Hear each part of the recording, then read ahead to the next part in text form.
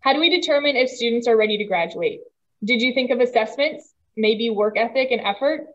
What about their ability to communicate, collaborate, and think critically and problem solve?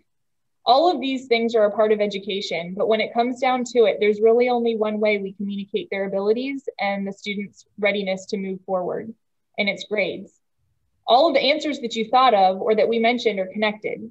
We create activities that provide students an opportunity to communicate, collaborate, think critically, and problem solve. We have conversations with students about the importance of work ethic and effort when they don't comply, and we assess their learning. The end result, though, is the grade they receive on the assessment, right? My name is Catherine Bailey, and I'm an English teacher at Kempsville High School. My name is Emily Sheridan, and I'm a special education teacher at Kempsville High School. My name is Zach Wolf, and I'm a special education teacher assistant at Kempsville High School. So when we talk about grading policies and our PLCs, we decide on points versus percentages. We decide on how many points are going to be worth for classwork and homework. What happens when students turn in late work? Do we deduct points or do we not? We talk about grades in SRT meetings, IEP and 504 meetings. We talk about grades during parent-teacher conferences and even when we're analyzing data. We email progress reports to parents and make phone calls to talk about grades. We print progress reports for students throughout the quarter so they know where they are and they can track their progress and their missing assignments. But what really does any of this mean? When we think about grading, it should be an assessment of learning, right? A few years ago, I started to transition into what a semi-standards-based grading classroom might look like with my English 11 students when we started to review for the writing SOL. We would teach a lesson on a specific skill, they would practice in small groups, and then we would assess them individually after providing some feedback and the students receiving some help in the areas that they needed help with. For my students, their entire third grading period was pretty much made up of these little assessments and nothing more, no classwork. It was just those assessments. So during the learning part didn't go into the grade book, and there wasn't any homework. It really wasn't until the end of that year that I started thinking more about the idea of standards-based grading and what it would mean for my students. I decided that beginning the next year, I wouldn't give credit in the grade book for completion anymore. And sometimes I would ask myself, or ask my students to read a text and complete an activity that went along with it to focus their reading. But I would give credit for this. And moving forward, I stopped giving credit because I wasn't assessing anything. What I was asking them to do is to focus their reading, bring some notes to class, and then I would be teaching a lesson on a skill, and that's where the assessment would come in. I also started considering how I put grades in the grade book. After a full year of standards-based grading in my inclusion classroom and partial-based standards-based grading with my English 9 class, I realized I was solving problems I didn't even know existed until I had the solution.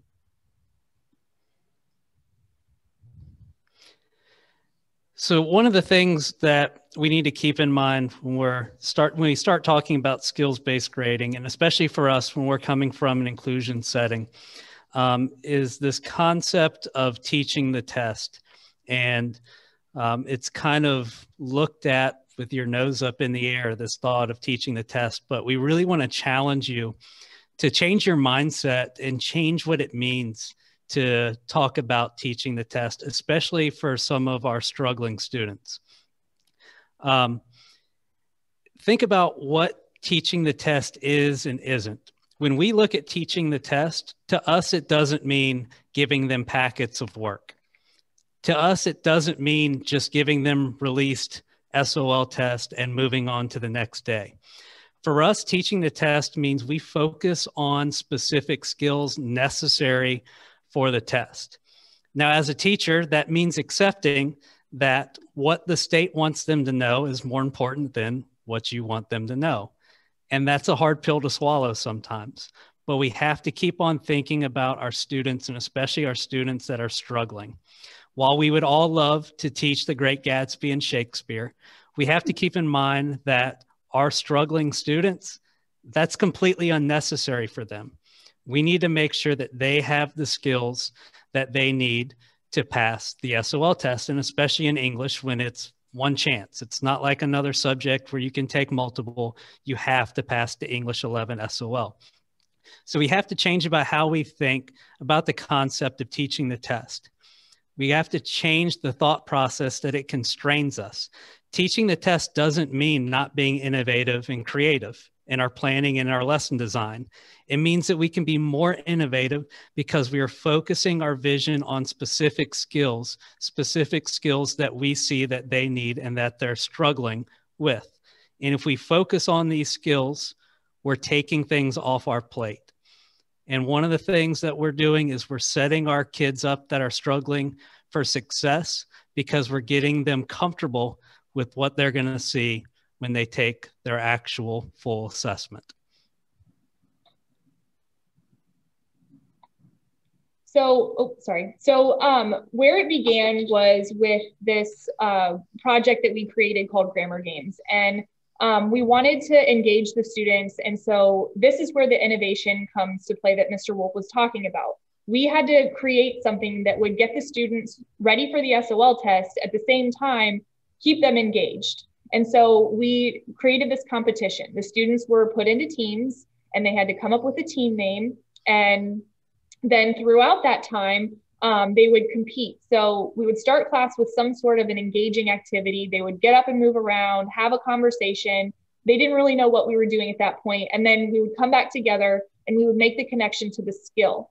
And this is what we would focus on. During the competition part, the teams would work together to answer questions one at a time. So everybody had to come up, they got a question from one of us, they took it back to their group and they had to answer it. And they would earn points based on how many tries it took them to get the answer correct. So most of them were multiple choice. And so if they got the answer right the first time, that was 4 points. And so we'd keep track of this. And there were incentives to win. So we had daily winners. We had class, like teams within each class winning, and then we had overall competition winners, and we would just keep track of the points. And they were excited about the competition part, so much so that they would actually be having conversation about the skills, whether it was punctuation or subject verb agreement or which thesis statement would best represent the passage. They were having conversations on their own about it. And when they didn't get it right the first time, they went back and they continued to have those conversations. And they put forth that effort, and then we would review the most frequently missed questions with them, and then they would do their individual assessments.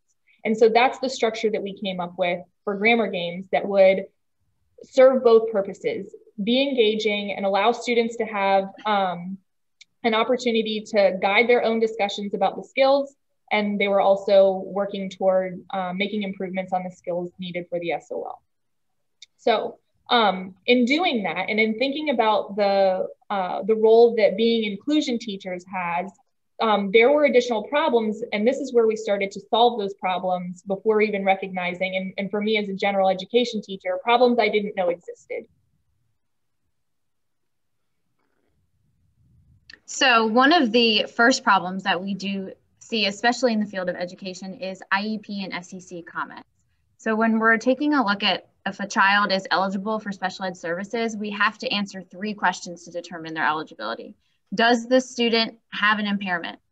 Has the student's impairment resulted in an adverse impact on their educational performance? And does the student require specially designed instruction? If any answer is no, then the child is not eligible for special education. One of the most important pieces to determine eligibility is utilizing real-time data and feedback from teachers. Oftentimes, special education teachers receive feedback that is not effective enough to assist them in writing IEPs or in answering those questions. So if a child is found eligible or already has an IEP, the feedback that is provided isn't even close to what's required to make something individualized. A few examples of some feedback that I've gotten as a special education teacher and that I've seen in different special education committee meetings are things like this. Student has good comprehension. The student can solve simple problems. Student does not complete assignments. Student doesn't like to follow directions. The student's always off task. Or during virtual learning, the student will answer me in the chat. IEPs are meant to be individualized. They outline specific student strengths and weaknesses. So we have a solution here with standards-based grading. Standards-based grading and assignments allow teachers to provide feedback and give specific and measurable things for special ed teachers to look at. General education teachers can provide strengths and weaknesses on skills using their grading practices and give a clear picture to anyone looking at this IEP or at the student's grading to see how they're doing.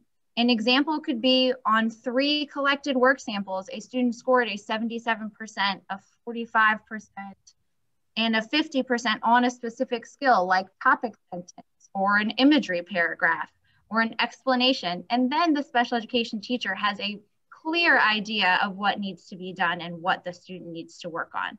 Having that specific data, even in the gradebook, allows for these teachers to determine the strengths and needs of the student. So when we are looking at, as a general education teacher, providing these comments has always been a question in my mind, like what kind of information am I supposed to be giving? And so our comments become the ones that Ms. Sheridan was talking about. But when I went to standards-based grading, I was looking, all I had to do was look in the gradebook and the skills were right in front of me. So the problem is if we have a paragraph response about imagery, and that's what we're putting in the gradebook, then, what skill are we assessing with that? But if I break it down into, I'm going to assess the structure of the paragraph and being able to identify examples of imagery, then I can see that the student does really well with the topic sentence and specific examples. But when it comes to the explanation of imagery, that's where the student struggles. And so I can make my comments for the IEP progress report or the SEC meeting, I can make them specific to the skill. And I don't really have to go back in and reread or reassess or look at the work any differently, because in the grade book, it's already right there in front of me. And to piggyback off of that, for special education teachers, that statement right there is something that we can use to help us create a goal for a student. And that helps us be on target for what the student truly needs. And I think, go ahead. I think there's going to be kind of a constant thought if you're watching this right now and you don't do skills or standard-based grading is immediately, well, this seems like more work for me.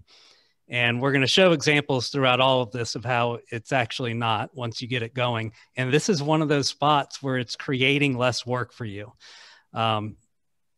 Mostly everybody's got those emails about getting IEP comments where you have to sit there and think about the kid. Now, all you have to do is open your gradebook up and you can see exactly what the student struggles with. So once you make this conversion over, you are making your life easier, and special education teachers will thank you because you're making their lives easier too, giving them more detailed feedback. Amen. All right, our next problem is tracking IEP goals in data collection. So teachers often have such a difficult time collecting effective data to measure progress for students. So in most school systems, progress reports go out every 4.5 weeks, and special education teachers have to provide progress on those IEP goals every 4.5 weeks. If you ask most special ed teachers, they would say sometimes this is a very difficult task to do, especially if students have lots of goals and lots of things to collect. So having this standards-based grading allows teachers to look at what the student is working on and how are they progressing on these skills. Or when they're being taught, how are they scoring? And then when they are remediated and reassessed, how are they doing? Are they making small gains? Because it's not always about scoring a 50 the first time and then getting 100 on the second one. Sometimes it's making small progress and going from a 50 to a 65. But using these standards-based grading helps you drive your instruction to meet the students' needs and kind of meet them where they're at. So if we take a look at, Mr. Wolf, mentioned a really good point that, is this creating more work for me? And really what I've noticed is where I spend the most time extra is just creating the assignments in the gradebook. Instead of putting in one assignment, now I might have 2 or 3. And then on the larger assignments, those summative assessments, I might have something like 8. But when the students are seeing those individual items and the individual skills in the gradebook, it makes more sense to them because they can see where they're struggling. And so we can take a look at some examples. So if I were a history teacher and I had World War I classwork assignment and the student didn't do it, so it's a 0 out of 10, and then I had a World War I exit ticket and the student got a 5 out of 10, well, what does that mean? So if I break it down, that exit ticket had 2 skills in it: identifying the causes of World War I and then analyzing the impact of World War I. And so now I see that the student has done a good job of identifying the causes, but the impact is where the student needs some help. And so I can communicate that to the case manager looking for updates on the student's progress. And it also helps me as the teacher plan some remediation sessions, which we'll talk about later. So when we're looking at rubrics, grading, and feedback, like all of these things play such a huge role in the student's progress. We want to make sure that they are a part of that learning process, and that feedback is for them. The rubric is for them. But how can we make all of these things work together? And the answer is standards-based grading. So when we do a summative assessment or a lengthy writing assignment in English, we put that one assignment in the gradebook, and that's what it is. But if we break it down by skill and we're looking at the standards that we are assessing within those larger assessments, then the grade in the gradebook becomes part of the feedback. And so a student can log in, for example, to the gradebook and see, okay, I did a research paper and I got a 75% on it. Cool, I passed. But to the student, what does that mean? And for teachers, we spend a lot of time trying to provide feedback to students, especially when they're writing. We write back to them. But how often do they go back and actually look at what we've written? And so if we make the grade a part of the feedback, maybe they're going to be more likely to go back because they'll know specifically what kind of feedback they're going to see.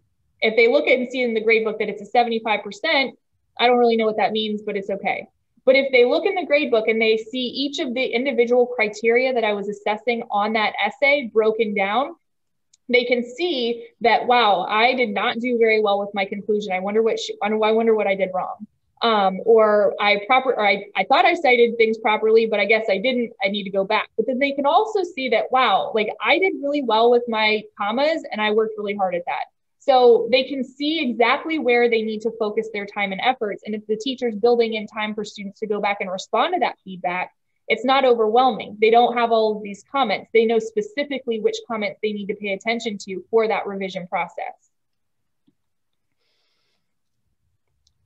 Here's an example of what might happen in a math class. So what you're seeing on the screen, our district, VBCPS uses Schoology. And so a lot of us use that platform to give assessments, and then we also analyze the data that comes out of it. So if we were to give this assessment in math, and it was out of 20 points, we put a 15 out of 20 in the grade book, we don't know what that means. But the solution to this is to break it down. So if we look at what these standard numbers mean on the screen, we're assessing absolute value linear equations and inequalities, and we're assessing for use of transformations between equations and graphs of functions. And now the student can see, I did really well in one, but I need to make some improvements here. And as the teacher, I see the same thing. The other way that you could put this in the grade book is to assign it a letter grade for each of the skills. So our platform breaks it down on a 4-point scale. And so you could use that scale to enter in an A, B, C, D, or E, depending on how well the student scored for each of those skills. Here's an example for social studies teachers.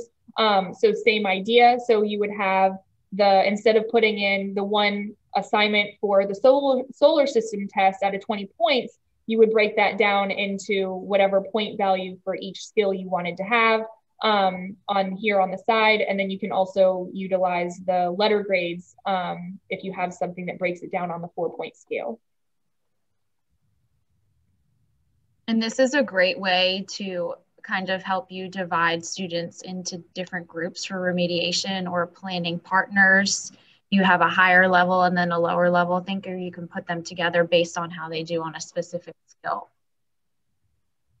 And then finally, here's an example for social studies which has a lot of different skills on this one assessment.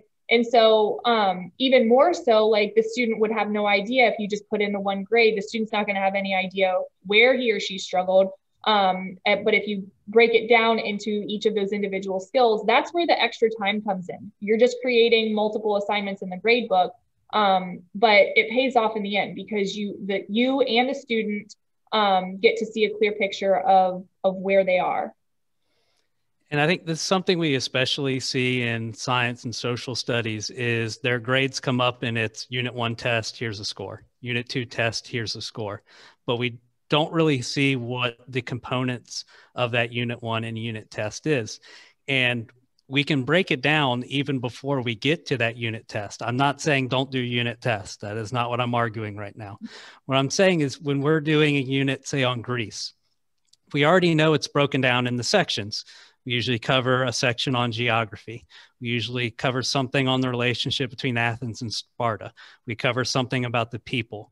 Once we cover each section, we can assess it right then and there in isolation. And that's something we talk about, especially with the English skills that can be covered in the other subjects is test in isolation, assess in isolation first, and then we end up getting to that unit test at the end. So then by the time we look at that unit test, we can see, okay, well, this kid struggled, but he really only struggled in this one section. As a teacher, it makes our lives so much easier when we start to really break down what we need to remediate the students with. If I just see they got a 50 on the Greece unit test, then my assumption is right away, well, I guess I have to go over the whole Greece unit again, which is overwhelming for us. It's overwhelming for them.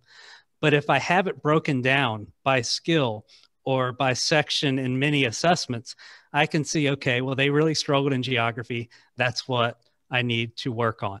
The whole point of going to this skills-based grading and going back to this concept of it's going to take more time, it doesn't, because it allows you to focus and not waste your time going over something that there's no need for you to actually go over, because the kid actually understood that section. They're struggling in the other one. So to kind of continue on with that conversation, we want to remediate those skills that the students struggled with, but we also need to provide them an opportunity to reassess. And last year's VASCD, I attended a session with Scott Habib, and he said something that has really kind of changed the way I think about remediation and reassessment and just in overall what a grade should represent. And he said that if we don't reassess, we don't care about learning. And that idea that the reassessment part has to come to show the student what the student was able to learn. It's not like we're just saying, okay, the student took this test and this is what the student got and that's the end of it. We really need to make sure that we're providing them an opportunity to truly learn that information. And so I started thinking about, like, why have I said no to reassessment in the past? Was it something that wasn't really an assessment? And if so, I probably shouldn't have had that in the grade book in the first place, because it's not an assessment of what the students learned. If I am saying no because I'm going to reassess it later, is that okay? I don't really know if there's a right answer to that either, because we know that we're going to, especially in English, we come back to the same skills a lot of the time. So that's a question I still have for myself. And was it because it was assessment that I wasn't putting in the grade book rather, or was it a completion assignment? So I really reflected on what I was putting in the grade book and why I was saying no to reassessment in the past. And now I say yes to reassessment literally anytime a student asks if I don't already offer it myself. So there's a clear impact of what this can do, not just for a grade, but for the student to see that, like, you can move forward from this and there's still another opportunity for you. So if we go back to the original example we looked at from the World War I exit ticket, if I put this in the grade book and the student says, well, I really want to redo that, or you say, hey, you can pick an assignment you want to reassess on, here's the student, they think that this is the end, but when we provide them that opportunity of remediation and reassessment, then now the student has made an improvement. And so we've given that student an opportunity to take advantage of that opportunity and to be a part of the learning process, and that they are putting in that effort that's needed. And that remediation piece is so important. And because we have the skills broken down in the grade book, we already see what skills the student has to use, or the student would need remediation on. And like Mr. Wolf said, we're not wasting time teaching all of it. So the student doesn't need help with identifying causes of World War I. The student just needs to get help with analyzing the impact, and they have the opportunity to reassess on just that part. So it saves time for everybody. And I think along with this, we're not arguing that you shouldn't give classwork. We're not arguing that sometimes completion assignments are okay. Our thought process is all of those are an ends to a mean, and the mean is that assessment. All those are designed to lead our students to having success on that assessment. And that's why the assessment piece is what our grade book is all based around. And I think a lot of the time, sometimes we get caught up in the compliance issue of it, that we put so much focus on classwork that we bury kids who then do well in the assessment. And we have to ask ourselves, if they did well in the assessment, did they really need our classwork to begin with to learn that topic? Sometimes we have to realize that our assignments and we're not as important as sometimes we think we are. And if they're able to learn it without it, why are we punishing them? So when we think about data, I mean, we do this all the time. Really, we're not saying that the only change that we've really made is the way we put assignments in the grade book and what we're putting in the grade book. Because we know what the standards are, we know what the skills are the students need. We align those standards to the activities that we're doing in class and then to the assessment.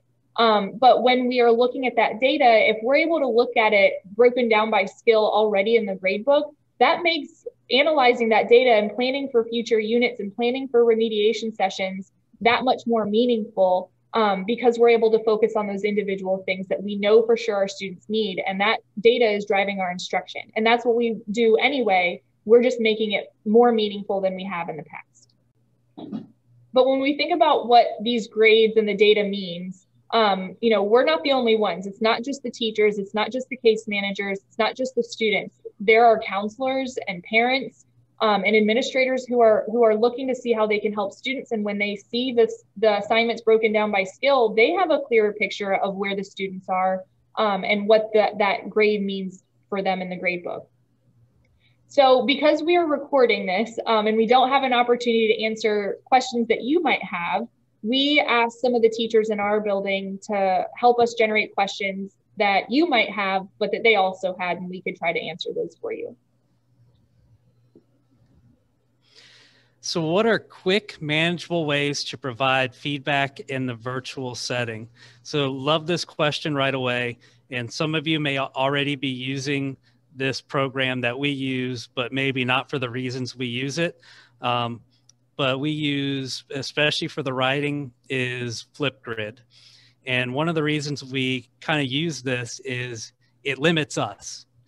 When we are grading and giving feedback as a teacher, sometimes we always give feedback based on what would be the perfect essay.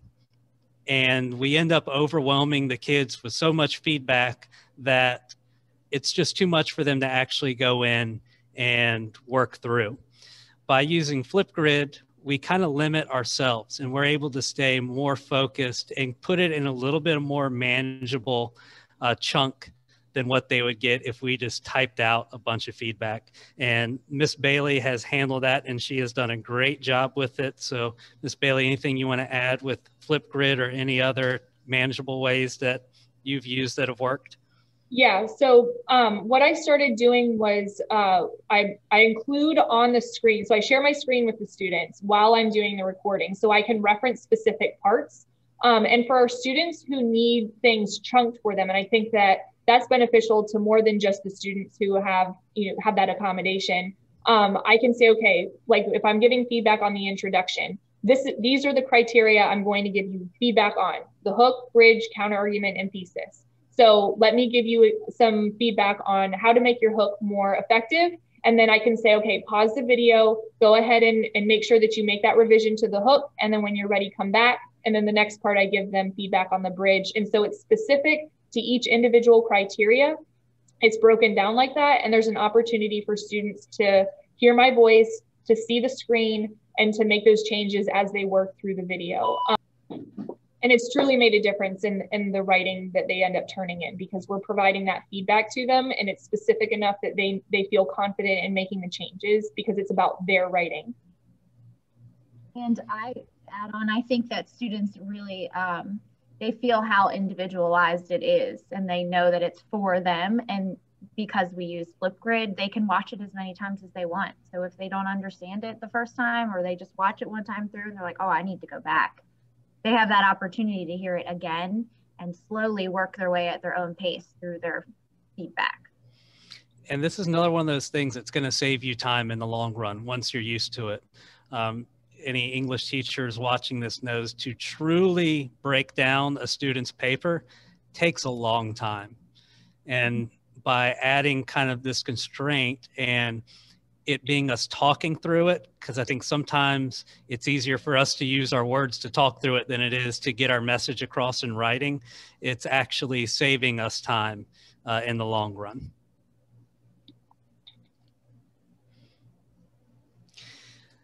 So we had a couple that are kind of along the same wavelength here, so we lumped them together.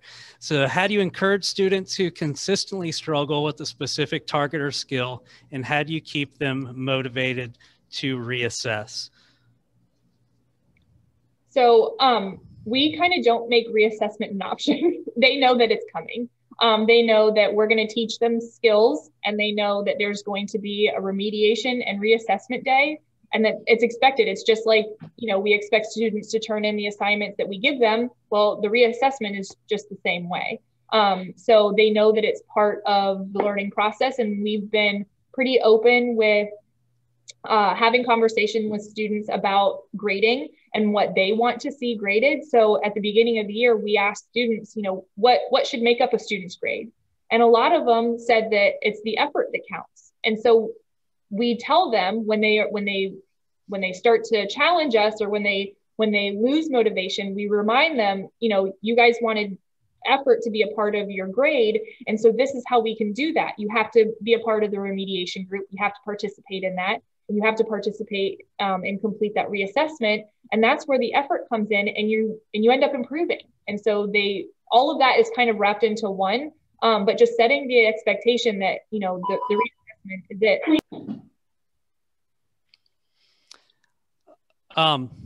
Also on this, when we talk about kind of keeping them motivated, we celebrate the little wins. And I think sometimes you get caught up on, oh, well, they got a 30 on it. Well, I did some remediation, so now they should get 100. Oh man, they only got a 60 now. That's a huge improvement. And you got to count that as a win. You know, like in the first week of class, we talked with them about the difference of perfection and excellence.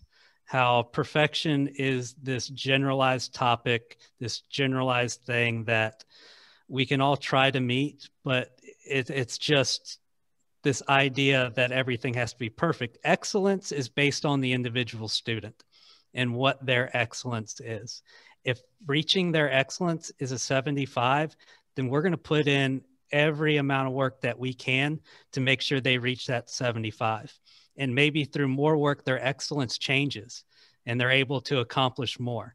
So we throw out of the window right away this thought of perfection, that they somehow after remediation have to immediately get 100. If a kid got a 1 out of 4 the first time and gets a 2 out of 4 the next time after remediation, you know what we tell them? Great job, because they improved. And now we're going to work on it again, and we're going to try to get a 3 out of 4. And then we're going to work on it again and see if we can get a 4 out of 4. But if they went from a 1 out of 4 and their excellence is a 3 out of 4, we tell them that's awesome, because that's a huge improvement that they made.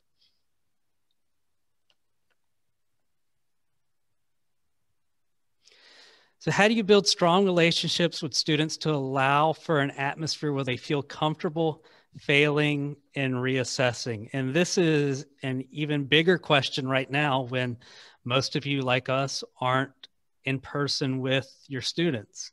we're behind this computer screen, and you're probably seeing black boxes looking back at you. It's tough. It is. And there's probably no easy, if we could wave a magic wand, this is how you do it.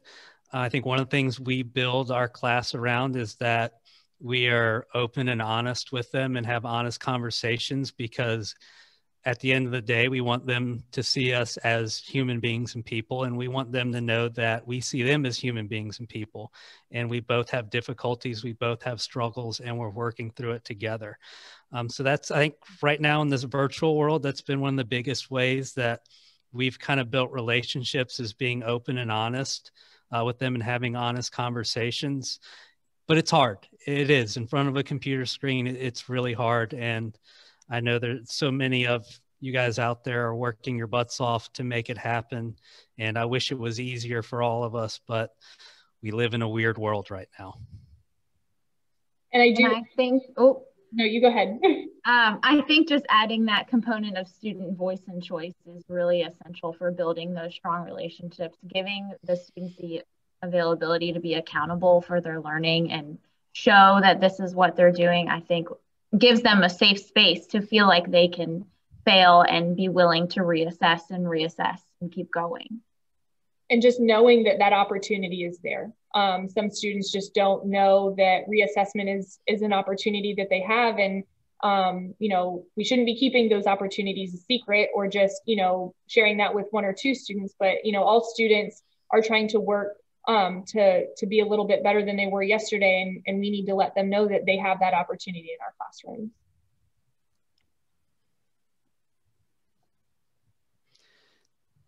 This is overwhelming. I agree. Sometimes it is. That's okay. What is the best way to start making this change? How do you make this process manageable for you as teachers? How do you divide tasks and managing teacher time? So those are all excellent questions that we figured would come up definitely if we were doing this live. And it was pretty much, as you see the slashes, it was asked by multiple people. The best thing I can say is you don't have to jump in the ocean right away. Start putting your toes in and do a little bit at a time and just start getting used to the process. Don't try to jump in head first right away, because then that sentence is true. This is overwhelming. I would also say, so we have a pretty unique situation. All three of us are in the English 11 inclusion classroom together. And I know that that's not true for everybody. But I would also say that I'm pretty sure you have people in your building who would love to be a part of your classroom as co-teachers. So if you are an inclusion teacher, so you have your content area teacher and then the special education teacher who's there, there's a lot of ways to break down like small groups and like, I'm going to take on this and you're going to take on this. And so just sharing those responsibilities and then inviting other people in your building to be a part of those conversations, literacy coaches, math coaches, library media specialists, all of those people have been in our classrooms multiple times to help us do these remediation groups, to help us kind of plan out how we might chunk these skills into manageable tasks for the students and not just us. So it's really just relying on the people that are in your building to help you make this happen. But like Mr. Wolf said, it's not going to happen all at once.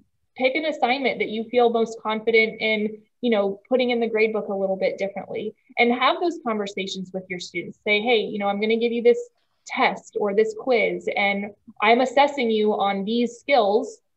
And so I'm going to put it in the gradebook, and tell the students, and kind of talking through that with them and making them feel like they're a part of your grading process will help you kind of hear what it sounds like out loud. And communicating that with the students can sometimes help, make you feel more comfortable because you're explaining it to them.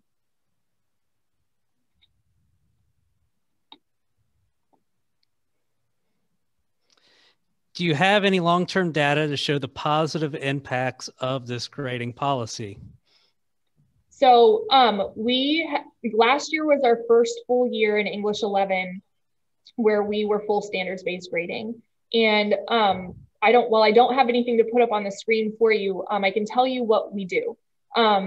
So we have a spreadsheet where we keep track of pre-tests, summative assessments, unit tests, that sort of thing. And so we show like anything that's writing. So thinking about the English classroom, we have writing skills and reading skills. And so we assess, on those assessments, we keep track of, where they were at their pre-test and then how that pre-test compares to the mid-year assessment or the common quarterly assessment or the unit test. To see if there was an improvement overall. We also can see this in the grade book. So because we have the skills in there, we know that if we cover, a skill, if we're going to cover this week, kind of the same variety of skills, like we're going to do all of these and they're going to build on each other, then we can see how we're bringing one skill from, this activity. Now we're going to see that skill come up again in the next activity, but we're going to add something to it. So if we're looking at identifying examples of imagery, that's day one. Well, in order to analyze imagery, they also have to be able to identify imagery. And so we're going to build on that skill and we'll be able to see that improvement. Like, okay, the student did really well on the first day, was able to identify the second day, but then struggled with the analysis of it or the explanation of the imagery. So it all happens within the grade book. But last year, we saw we had 100% of our special ed students make improvements from the pretest to the very last assessment that we gave before our school buildings closed in March. And then we also broke it down into like which classes had the most growth. And so we really looked at breaking down our different demographic areas to show, what percentages of students. And like Mr. Wolf was talking about before, we do celebrate those wins. Even when the student, it's a failing grade in the grade book, if that failing grade was at a 20 and now it's at a 60, holy smokes, that's huge. And so we count that as a win because we've gotten that student 20 points higher than what he or she was performing at the beginning of the year. I'll say with last year doing it this way, even though we don't have the SOL data to show it because there was no SOL, we were excited to have our inclusion classes take the SOL. How many times can you say that? It's usually kind of a dread thing like, oh, here we go. I know this section's going to do bad. I know these kids are going to struggle. We were excited with the progress that we saw for them to take the SOL. We were disappointed it got taken away. I can't say in any other year that ever came out of my mouth that I was disappointed. I would have been disappointed that there would have been no SOL. I'm sure the kids were too. Yes. Why shouldn't I deduct points for late work? Now we're getting to some nitty gritty. I'll say this and then I'll pass it along. Is it better when they learn it or that they learn it? I think that's well said. Wow. And if we're looking at I guess it depends on what your definition of grading is. And if a grade is supposed to represent what the student learned, taking points off for turning in an assignment late doesn't represent that they learned it. It represents that they turned it in late. And so we're grading behavior and not learning of a skill.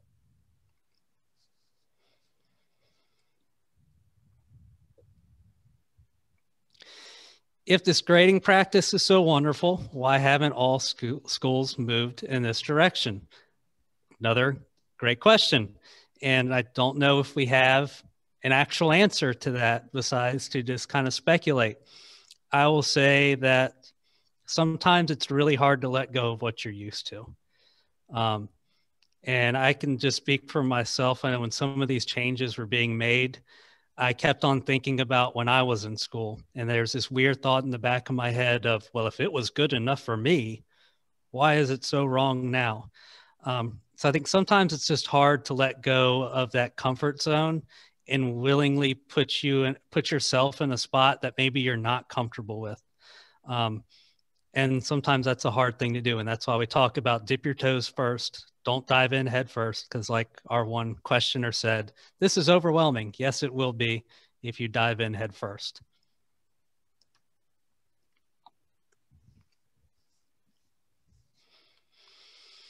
Why is this way of grading so important?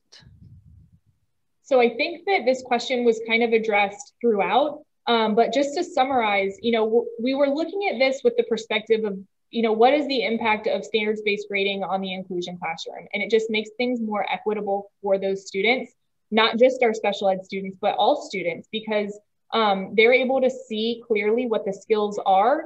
And we are able to form those remediation groups based on those skills.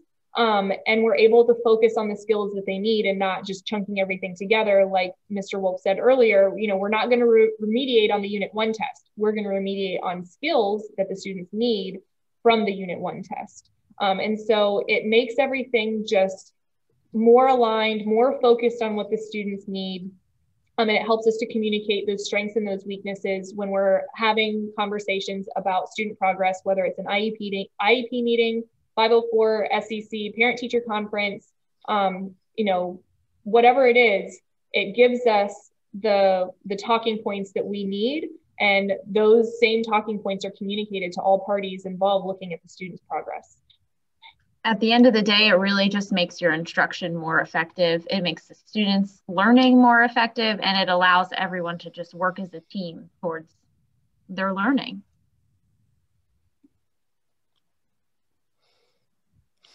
How do you align the standards and come up with good questions that students might see on the SOL? So one of the first things I can say is use your resources.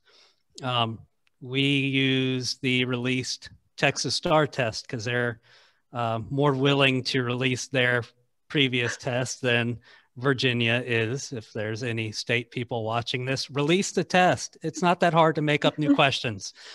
Sorry, that was my TED talk there. But use the resources that you have and that you have available to help make up those questions, and talk to other teachers around. They may have some really good questions that they came up with, and use those to share and use what the resources you have available to you. And if you're creating your own questions, look at the question stems. You have to look at how the questions are worded. And in Virginia Beach, we have our teaching and learning shares question stems with us that we can pull and utilize to help generate questions, like on the SOL when it's multiple choice, or discussion questions that would allow students to kind of come up with those answers outside of the multiple choice style question. And I also think that looking at the answer choices and how answer choices are worded on those kinds of questions are important. And this idea is so important because as we prepare students, we want them to be aware of the kinds of questions that they're going to see.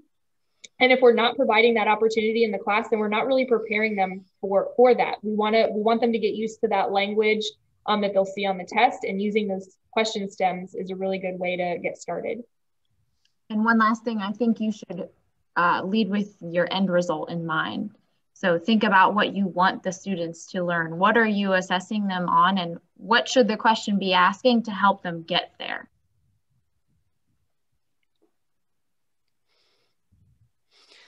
How does this translate into the college world? One, we're not in college. Two, some of our kids aren't going to college. Three, there's so much of a difference between the high school and college world that why are we even trying to duplicate that? They are in high school. We are teaching high school. They need to be successful in college. They need to have these skills if they're going there. So our job is to make sure that they have the skills, not anything else. We need to make sure they have the skills to be successful. And that's what our focus is. And when we think about, just because we grade a little bit differently doesn't mean, or we're putting the grades in the grade book differently, doesn't mean that we're necessarily grading differently than a college professor would. The college professor grading a paper is going to look for, a clear structure, organized paper, well-developed argument. And we're doing the same thing. We're just having the student look really specifically at those skills. Whereas, when they get to college, it's going to be a grade on the paper. And I don't know, reassessment might not be an opportunity, but we're going to give them the opportunity to practice those same skills over and over again in high school. So like Mr. Wolf said, when they get there, they have those skills in their pocket and they're ready to go. And yeah, that was it.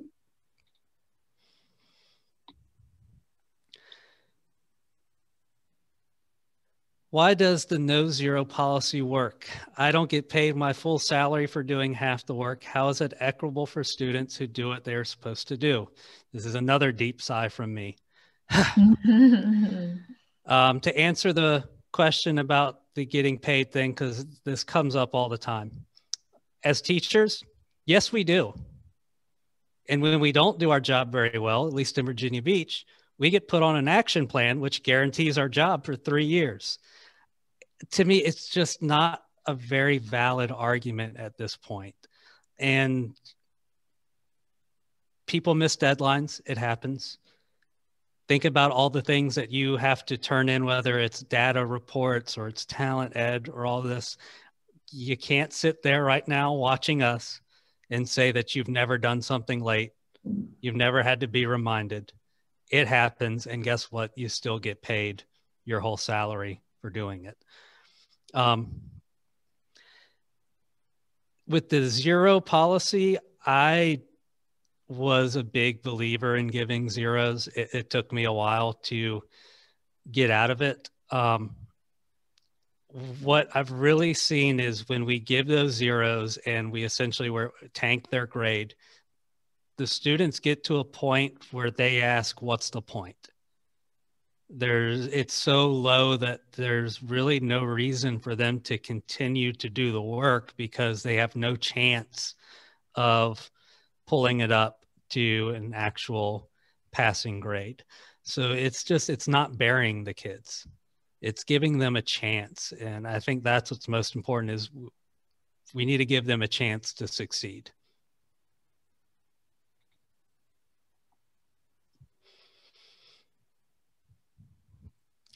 What do you do with students who don't need remediation? I think there's probably a myth out there that you have these upper level kids, even in your inclusion class, that you're somehow doing a disservice to by working through slowly. Every kid in every class that we've had has at some point needed remediation. From our highest student to our lowest student, at some point in time, they all need remediation. And I think that at this point, this is where the specific feedback comes into play. So, when a student is struggling just to get a paragraph written, I spend time focusing on, how to pull those ideas out. But when a student can crank out an introduction, well, how can we take that student to the next level? And that's where the feedback comes in. And so there's still an opportunity for remediation. There's still an opportunity to revise. And if we provide those students in our classrooms that are kind of, going over the top and they're knocking all of these assignments out, we can still provide a challenging environment for them to help them to grow if we give them the feedback that they need and not just generalized feedback for everyone. We had a conversation with a teacher in our building last week, and he's an inclusion teacher. And one of his big concerns was he felt like, once again, he was tailoring the class to the lower end of the class and kind of doing a disservice to his upper level kids. And one of the things we talked about him with is it's okay to grade in isolation. The grades aren't competitions between the kids. It's not competitions between the classes. With your upper level kids, it's okay to grade them that way. It's okay for a struggling SPED student to get a 90 on an assignment and a off the chart smart kid to get a 90 on an assignment, and they look completely different from each other. We can grade them based on what their levels are and what their areas they need to improve on. So that's one of the things I would say is don't be afraid to grade in isolation. Remember, it's not a competition between the kids. It's not a competition between the classes. It's giving them the feedback that they need to improve in the quickest way possible and the most successful way possible. Yeah, really, you're just meeting the students where they're at, and that's key. Like we said earlier, each student has their own level of excellence, and they can always be improving and building on that excellence.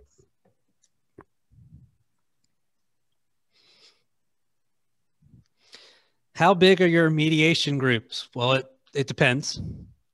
Sometimes they're really big. Like we did a topic maybe 2 weeks ago where we didn't even bother breaking into groups. We just had the whole class in for it. And then there's times where you're just one-on-one with the student. If you make it part of your routine, and I think that's one of the big things that we've done is make it part of a routine, and kids respond well to routines, that they don't even think anything of the remediation groups. It's just part of class. So even if you're just one-on-one with the student, it doesn't even register to them that, oh, I'm the only kid who did bad on this, because that support is built in constantly and we're always doing it. So it's become just a thing that they expect now. They know once we get to Thursday, there's going to be remediation groups, and that's what it's going to be. And that's just, they're used to it at this point. Yeah, building it into the instruction in your daily routine really takes away that negative connotation of remediation and reassessment. It makes kids feel more comfortable and be okay with where they're at and understanding and open to reassessing and working a little bit harder to improve.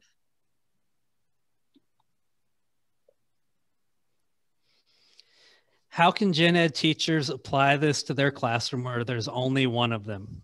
Great question, and an extremely valid question, because we're here talking to you in this weird situation where we're 3 people inside a classroom.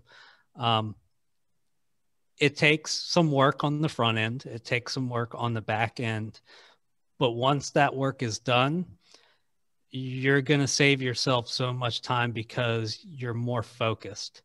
One of the things that can help you save time is really pay attention to your pre-assessment data and see what they do well on, so you know you don't have to cover it. And all of a sudden that takes something off your plate that you were planning on taking a day or two for. So you really use that pre-assessment data well, take it to heart and see, okay, what can I take off my plate? And okay, I can focus these up. Once you start taking those items that you really don't need to cover off your plate, then all of a sudden your time is freer than it's probably ever been. So I, in addition to teaching English 11 inclusion, I do have an honors English 9 class that I do by myself. And so I do rely on other people to come in. So if I have something that, you know, I want to do remediation groups with, but I need somebody to help me kind of run what else is going on in the classroom, I email our literacy coach and she comes down and she helps with that. My library media specialist, I've called on her before. So it's again about utilizing the people in your building that I'm sure want to be in the classroom with you, planning those lessons and teaching kids and getting to have those conversations. And the other thing is, you know, if you just think about as, you know, what do you want your students to be working on their own? And then how can you use the class time to pull these small remediation groups? And just doing it a little bit at a time and figuring out, you know, how it's going to fit into your schedule, and doing it more often on your own helps because you can you break it down. You're not trying to remediate 3 or 4 skills. You're trying to remediate maybe 1 or 2. And so you just kind of pick and choose. And again, it's not all at once. It can be something where you pick one assignment. You're like, okay, I'm going to try to do a remediation group for this. And you just test it out, and it's trial and error to see what kind of structure is going to work best for you, and most importantly, best for your students. And honestly, being flexible and understanding that sometimes it's not going to go right the first remediation session, and having a little extra wiggle room to kind of move things around and do what you need to do what's best for the student, because you're not there to just give grades. You're there for the student at the end of the day. So thank you all so much for coming and listening to our experiences with standards-based grading in the inclusion classroom and some of the benefits that we have found with our students. So again, my name is Catherine Bailey, and I'm Emily Sheridan. And I'm Zach Wolf. And if you have any questions at all, please feel free to reach out. Our email addresses are here for you, and we'd be happy to chat with you about any questions you have as you start to transition into standards-based grading for your students. Thank you all so much. Thank you.